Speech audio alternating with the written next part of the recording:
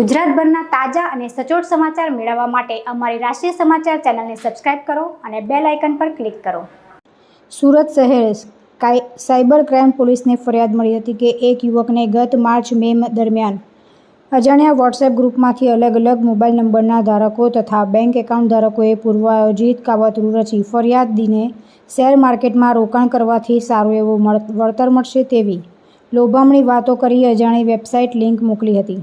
તેમાં રજીસ્ટ્રેશન કરાવી અલગ અલગ શેરમાં તથા આઈપીઓમાં રોકાણ કરાવ્યું હતું અને તેમાં રહેલા પૈસા ₹14,12,000 ઉપાડવા ન દઈ છેતરપિંડી કરી હતી, જે અંગેની ફરિયાદના આધારે સાયબર ક્રાઇમ પોલીસે તપાસ કરીને એક આરોપીને પકડી પાડ્યો છે। પોલીસે આ ગુનામાં અગાઉ રાજ ઉર્ફે પિન્ટુ વૈષ્ણવ અને કમલેશ જાટ નામના 2 શખ્સને ઝડપી પાડ્યા હતા, જ્યારે હાલ પોલીસે આ કેસમાં એક આરોપીને પકડી પાડ્યો છે। પોલીસ કમિશનર શ્રી સુરત શહેર દ્વારા સાયબર ક્રાઇમ સેલને સુરત શહેરના નાગરિકોને સેફટી માટે સાયબર ક્રાઇમના ગુનાઓ અટકાવવા તથા જે ગુનાઓ નોંધાયા હોય તેમાં જે આરોપીઓ હોય તેમને ઝડપથી પકડી પાડવા સૂચના આપવામાં આવેલ।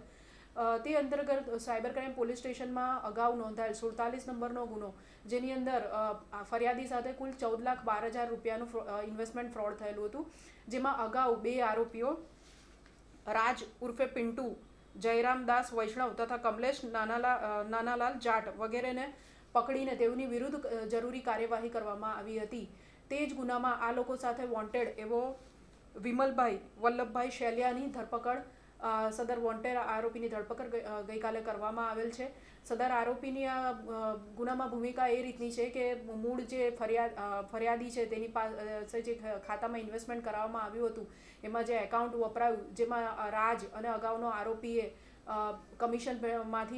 કમિશન પેટે એકાઉન્ટ ભાડે લીધું હતું, તેમાં આ આરોપીએ પણ એ જ રીતના કમિશન લઈને લગભગ ₹70,000 જેટલું કમિશન લઈને આગળ આ એકાઉન્ટ ભાડે આપેલું છે।